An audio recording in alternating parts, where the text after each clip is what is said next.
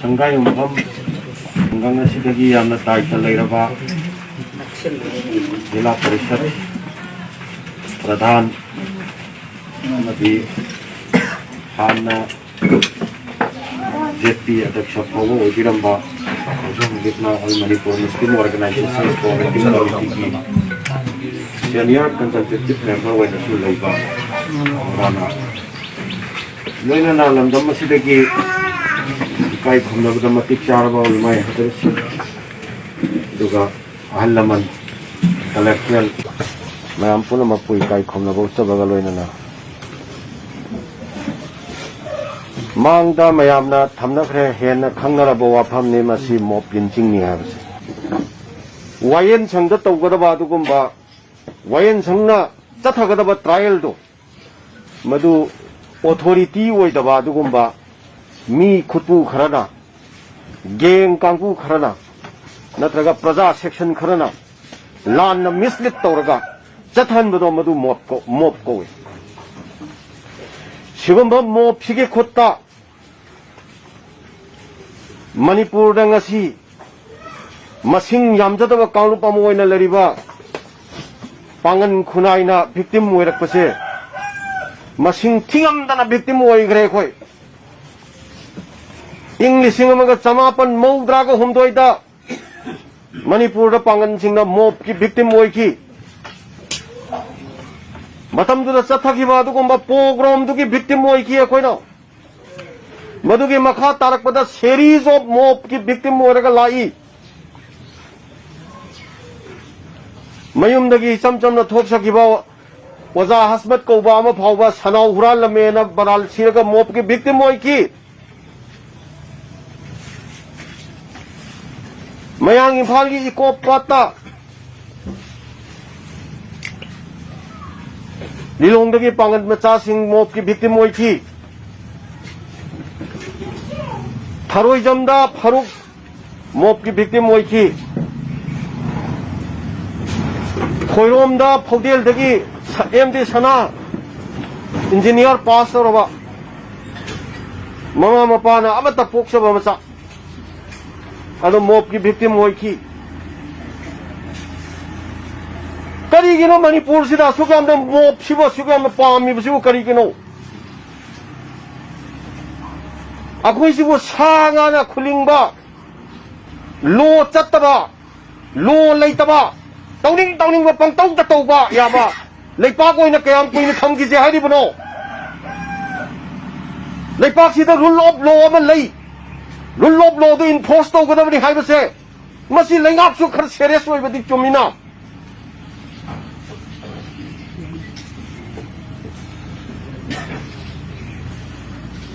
I call you society Sida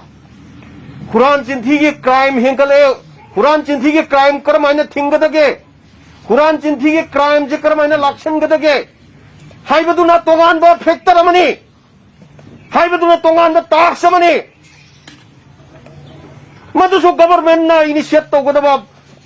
law enforcing agencies in initiate to Godaba Pabani Praza Kogi should die to delay Praza Kanana boy Kogi Marata crime, Patava crime, Pamba Yobage Sendok Toyopa crime to me York Taraga de Madu law enforcing agencies in Daitani Maral Laisu Kandaba, Laisu Kandaba, Kanagoba Karana, Harga, Mayam Hector Toraga, Mop Toraga, Mi Hakada Miaba, Culture Sikam Queen Satakarium no.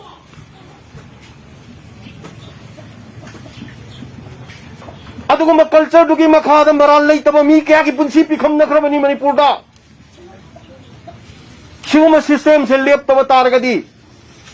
No with the count of Basil Mark the Imuna Mutanabaki Toko Toro, Haininga Libra. Kaunubla Kaunaba the Ningon Pombaki paint of a Toko Tolo Hanga Libra.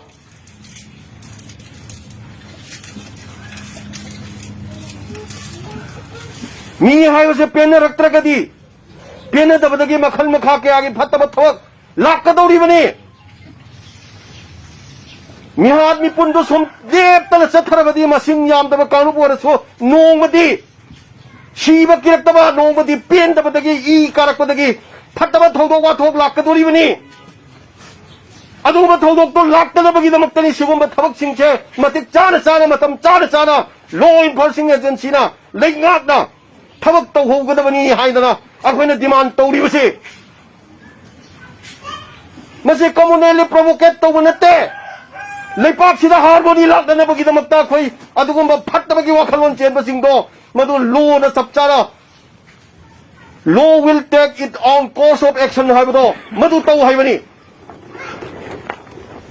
머니푸르에 레이버 law 시디 까마이 따오이 아이네 이까이 겁나나 항행이 아이고 우직시야 밤이 버시기 매암시기 머락시다 가리 후란 밤지에 젠 개탈로에는 라우라 아디에 거이 매암 잘라가 와티 왕래 있다비도 뽀뽀 타라가 살리로이 핫바동 릴 핫바동나 릴 핫바기 보바 아이 레이러버 머땀시대 그 뽀뽀 타라 핫바이 아브라 मखोई Lepakshi law abiding citizen नतबरा आइन की मथक मखोई Lebra मखोई कनाना permission पीमी हाननबा मधु सेंगतोकपद दायित्व लौरिबा मिसिंगो law की मतुंगिदा book तौगदवने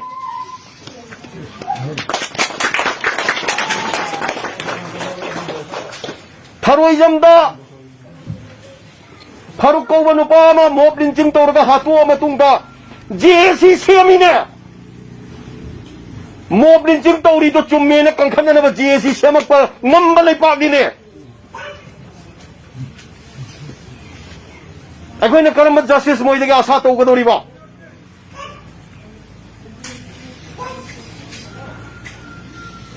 मधुगी महुत्ता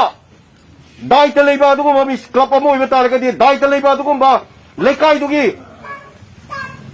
अदुगुम्बा संस्थान अमा ओइबा तारगदि they should appear to the competent court of jurisdiction लेपाक्षिगी लेरिबा अदुगुम्बा competent court अदुदा मखोइ appear तौगदमनि अदुगा court ना पीबा अदुगुम्बा दायित्व दो मखोइना responsibility दो मखोइ लौगदमनि अदुमा मोपता चेनबा अदुगुम्बा मियोइसिंगदो दायित्व लेना फजना वाखल खंथरबा मतुंगदा पुलिस सरेंडर तौब चुंगनी हाइबसे मसी वाफमसे आई डिमांड तौरी पुलिस सरेंडर तौब चुंगने अदुगा लोगी मतुंगिना वाइन संगी अदुगुम्बा बिसारदो मदु गाइमिनसी हाइबो वाफमसे आई अपील तौरी क्लब ऑर्गेनाइजेशन थोड़ा मखोई लांदे का डिफेंड तौनब होनरप तारगदि अदुगुम्बा क्लब ऑर्गेनाइजेशन की सेक्रेटरी प्रेसिडेंट जिंगो फारगा लोगी मतुगिना तौफम थोप तौइना अखोई डिमांड तोरकनी मदु चलदे मी हातोगा मी हातपद जस्टिफाई तौनब वांगांग बसे चलदे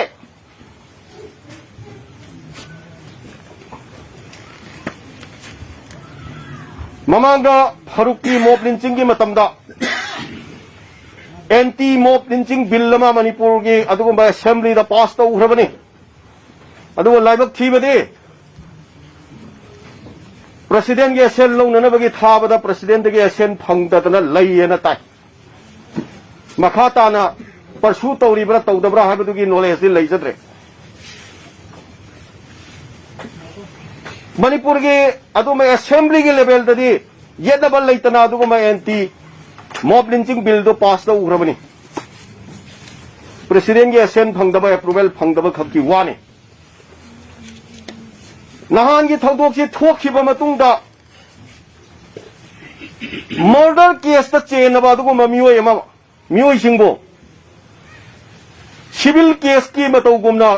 समोन धारगा कौरी अदुगा वरी साननबा तौरी गायना हाइबा रेस्पॉन्स से मसी अखोई खितंग पेन फाते खितंग पेन फाते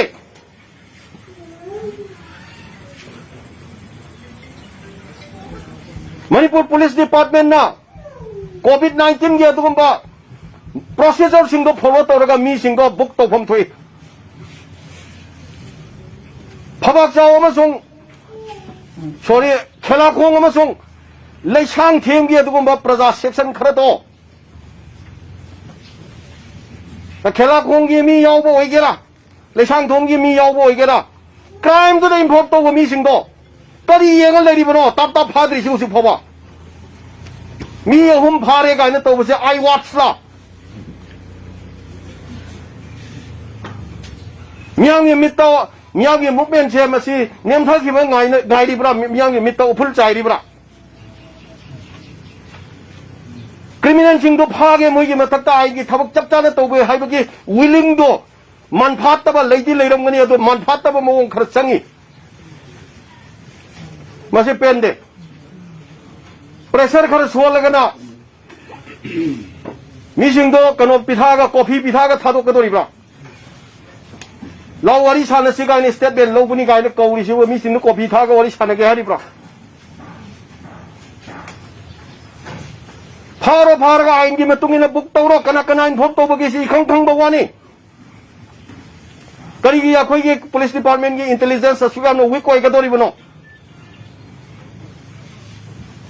잡자나 북도로 제너버 미싱도 까나까나 북도로 마이테이 오이게라 빵은 오이게라 크라임도 제너버 미싱도 북도비로 아이코이 우직 레이리바 마니푸르기 시츄에이션 말랭기 시츄에이션 지다 모멘트 오버 빰데 모멘트 오버기야 코이다 빰발 레이테 랭아키 카르퓨 차터리 아코이 레스폰시브 오이바 아두곰바 브라자 섹션 어머니 아코이 강이 레이가나 코비드 19 탱나보다 그냥 와리 하이바 아코이 강이 레이리바 시츄에이션 시다 미암나 카르퓨 투가이라가 무벤 또버기 공장장 살락보다 모두 나이라가 som레이가 노아이바세 앞일 똥닝에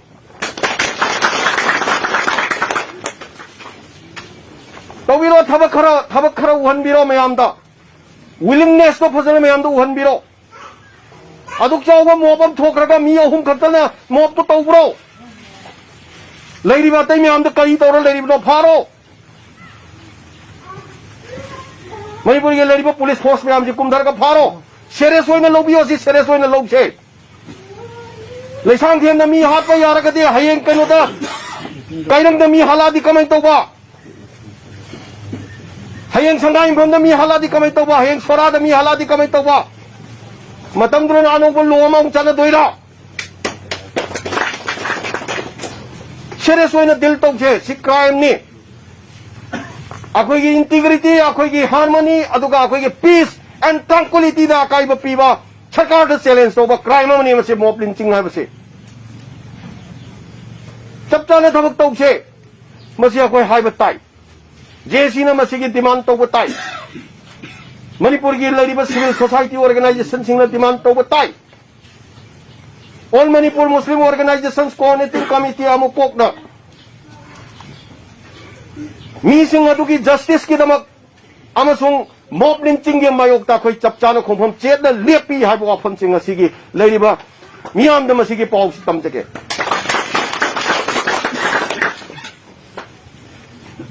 거의 마망다 톡바 두고마 모블린징게 두고마 톡톡친다 거의 잡자는 마두기 마욕다 공범 제다 랩적히 미암기 코퍼레이션 가 로이나나 미암기 마팅 가 로이나나 masita natanga tongan ba adugumba nupi singi mayokta chathaba adugumba crime gi matagda are ate tongan ba human right ka mari leinaba issue singa all manipur muslim organizations coordinating committee na koi phire pa makhak chet na lepaga lai phire pa makhak koi chet na lepchar ga logjar ga lai miyang gi cooperation ga loina na koi democratic oi ba adugumba makhal makha kya gi adugumba movement अखोई यदुम justice तुगी दमकता movement तौबदा अखोई थौदांग लौजरगा मांग थाजरगा अखोई लाक्सबनी तौबतबो मयामदा बसिगी वाफम SIM खक्तंगदि अखोई नाखै सेंगना अखोई तमजगे all Manipur Muslim organisations coordinating committee ना मी सिरबा मतुंगदा मोपता मयत यारे खल्लगा थमगा मयतुगे ममन मंतिक दननबगी रबक्ता लंबी सोरक्ता बर्गेन तौननबा ममन बर्गेन तौननबा चटपा अदुगो मूवमेंट सिंदा कोई कैदों नुंदा कोई मदुदा प्रेफर तौदे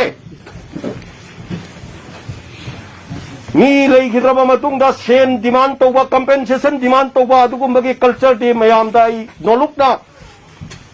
आई अपील तौजरी मदु मतंगदी तौमिनरोइसी लेखिद्रिबा मीसिंदुगिदमक्ता फंगफम थोकपा कंपेंसेशन आइन की मतुंगिना लो की मतुंगिना ममांग तौखिबा रेफरेंस की मतुंगिना फंगफम थोकपसिंगो लेजरंगनी कराई कराई दनो तौबतबो अखोई करिगुम थबक अमा तौब मतमदा मयाम फजना खन्नरगा खन्नबा अमगी मखादा तौब चुमे जीएससी ऑलवेज ट्रांसपेरेंट ओइबियो मसी ओइरक ओइ हाइबा नते ओइबियु हाइबा अपील सेफ थमगने मियाम सो थौना लेना फजना इसागे फंगफम थोपा हक अमगी दमकता थबक तौगदोरिबनी हाइना खलगा खोंफम चेदा लेपियो लोइनना मणिपुर लेंगाक्ता यामना बायस ओइबा अदुगुंबा वही वतासु अखोइ सिजनगुमसी तौफम थोपा हक्तो अदुगी दमकता हाइफम थोपा वासिंगो अदु खतम चपचारा हाइसी होगदोरिबा मूवमेंट से नॉन पॉलिटिकल ओइबा अदुगुंबा मूवमेंट ओहेनसे कनागुंबा राजनीति की मिचंग चुमसनबा इंसनबा अदुगुंबगी मोंग करिगुंबा ममी अमफोक ताहंदना रूलिंग नत्रगा ऑपोजिशन अदु अदा अदुगुंबा पॉलिटिकल के कलर अमता मूवमेंट सिदा ममी ताहंदीगनो इलेक्टेड सिंह अदुदे राजनीति के खेनब थीदना इलेक्टेड टू द इलेक्टेड ने मफम मतंगी मतुंगी ले इलेक्टेड सिंह अखोई खन्नब तानबगी मथौ तारक मतमदा खन्नसी तानसे मणिपुर के लेरिबा सिविल सोसाइटी ऑर्गेनाइजेशन सिंह के मरक्तसु अखोई करिगुंबा मतमदा वखल थेनबदगी खन्नब यावे आई ऑर्गेनाइजेशन लाग मूवमेंट अमद सरुक याब तारगदि अतोप ऑर्गेनाइजेशन सिंह लाकपदा नत्रगन यावरकपदा एनकरेज तौतबा जेसी दुगा कनागुंबा खुटपु खरगा करिगुंबा में हेता तौरुनबा आइना हाली हाइनबा आइना तौबनी हाइननबा दुगी थबक खुतौसे मसे करिगुंबा ममांग द थोखिबा मूवमेंट खरदा मसिगी ममी ताखिबा यावे मदुगी काउंटर प्रोडक्टिव ओइबा दुगुंबा रिजल्ट सिंग मयामना उरबनी खंगबनी अदुना मदुगुंबगी वाखल कनागुंबगी मफमदा लैदिबा तारगसु आइना इकाई खुमना अपील तौजरी मदु थादोकमिनसी अखोई all Manipur organisation coordinating committee के माइकईदगी मणिपुर लेरिबा सिविल सोसाइटी ऑर्गेनाइजेशन खुदिंगमक अखोइना इकाई खुमना इनवाइट तौजरी अपील तौजरी लेखिद्रबा मियोइसिगी जस्टिस की दमकता अखोई चपचाना थबक तौमिनसे मदुदा अखोई खुसमना चटमिनसी हाइबा अपील सि तौजरी सिगुम्बा इरैपागी लमतमसिदा रेसिस्ट की वखलोन फेसिस्ट की वखलोन जात कुचुदा युमफम ओरगा मी हात पत्तुप्पगी वखलोन चेनबा इलिमेंट सिंग अखोई खुनाइसिदा लेकपा तारगदि अखोई करमाइना तुंगी फ्यूचर लेगनी मसे आमकी वानते अखोई पांगली चिली नाउसिंगी माइकईदा सदुगुंबगी वखल लेरम तारगसु थादोकपियो चिली नाउसिंग मसे लेइबा यादे अदुगुंबा वखलोन चेनबा अदुगुंबा मियोई खरा अदुगुंबा मियोई सिंग सुगी मरक्ता यावरे मरम अदुनने खिलाखोंदगी गाड़ी हुरान बनी थल्लो हाय लेसांग थेंगी चिली नाउसिंग दुने गाड़ी हुरान बु उहौब्रा गाड़ी पाइरम बथेंगनब्रा गाड़ी पाइरम मगन उहौरगन हेक्ता हाट पे याबी अथॉरिटी मोइदा लेब्रा करिगी हेक्ता मी वो saga Haat बदौना saga Haat पगी फावबा ngarang nahan ta manipur lengak da natoi khoi gi idul adha gi kumai da sanga len bada dugumba prevention against the cruelty of animal act jana gani adugi no norm sing do follow to godam ni haidana notification thoi bani haida tau khiba sa sanga hat pa boba cruelty ya de haraba matam sida mi bu wathi wahang leitana sanga gi phawba aduk yamna strict oiba low enforcement को लेपाक्सिदा मी हाथ पगी लो लेतब दौना शुम थबक तौरकपसि मसिदा अखोई खुनाइसिना येंगगा लेबगी मतमला आई इकाई खुमना मणिपुर लेरिबा कांगलुक खुदिंगमक्ता युमफम ओइबा दुगुम सिविल सोसाइटी ऑर्गेनाइजेशन खुदिंगमक्ता एक्टिविस्ट खुदिंगमक्ता अपील तौनिंगे मदुदे कांगलुक के खेनब थीदना सिगुम मॉब लिंचिंग के मायोक्ता मियाम पुनमक थोरक पिननबा अमसुंग लेपिननबा मॉब लिंचिंग द चेनबा मीसिंगबो मराल की मतुंगिना चपचाबा दुगुंबा वायल संगी विचार फंगननबगी दमक्ता पुनमक अमत ओइना खोंफम चेत ता लेपिन ना सी थोपी रा उ हाइना पिल तौतरी मियोय बगी अदुंबा हिंबगी कांगलोन लेतबदौना पंगतौ तौबा याय हाइबगी अरानबा मेसेज अमा चतखरनी सीरियस ओइना दिल तौबियो तुंगदा हौरइबा सिंगसिदा अरानबा मेसेज अमा चतखरनी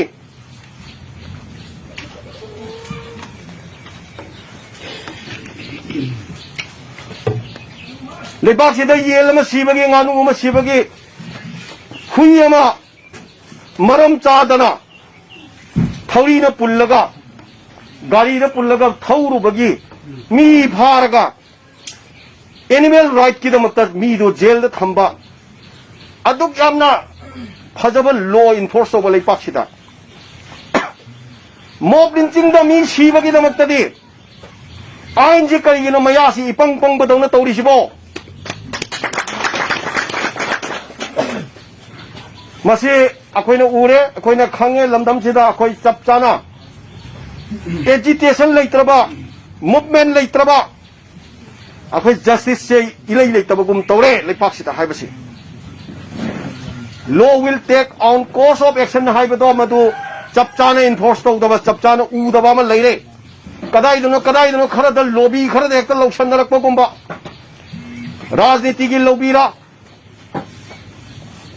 जाति कांगुप की ओइबा लॉबीरा नत्रगा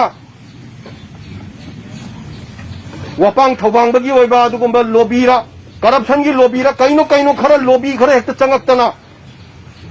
खरा खुकन पांगनदबा खरा खुद सोनबा मीसिंगी दमतदी जस्टिस डिनाई तौबगुम्बगी सिचुएशन खरा उरे लेपाकसिदा मसी यामना लाइबक थीबनी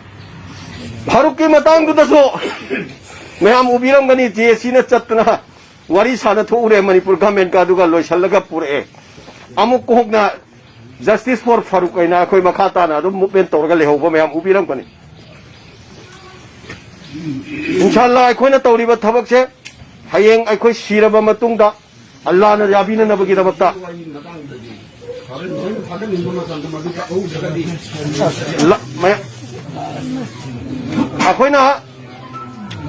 अखोइना तौरिबा थबक से इंसाफ की दमकता हयेंग सिरबा मतुंगदा अल्लाहना अखोइबा याबिना नबगी दमकता इंसाफ की दमकता तौबा मूवमेंट ओहन सिकोइ सिनि नौसिंग सोइदना नखोइगी मतेंग पांगनबा मणिपुरदा लेरिबा मियाम पुनमकना सोइदना नखोइगी माइकैदा अचुंबगी माइकैदा लेबकनी हाइबसिगी थाजबाई मयामदा थमजगे all Manipur Muslim organisations coordinating committee अमदी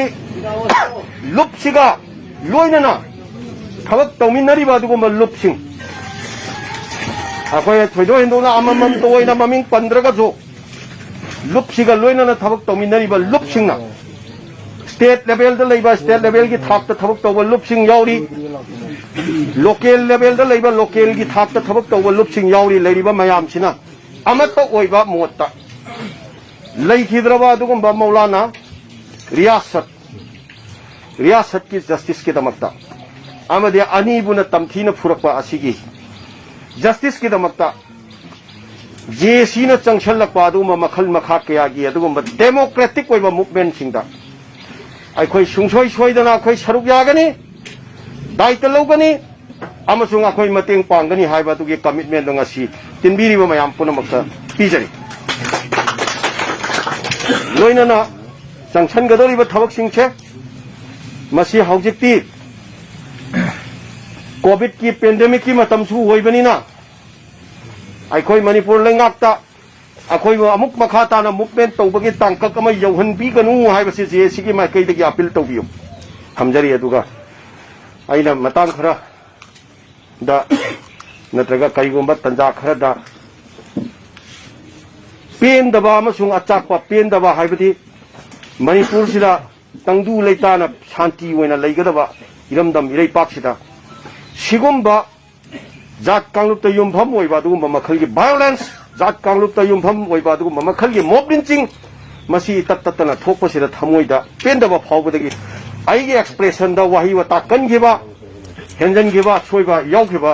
यावरमगसु मदु पुनमक मयामना ngakpigani haiba दुगी वाफम खरसि थमजरगा matangsida punamakdagi tension janabaya thangmi jari khuda hafiz.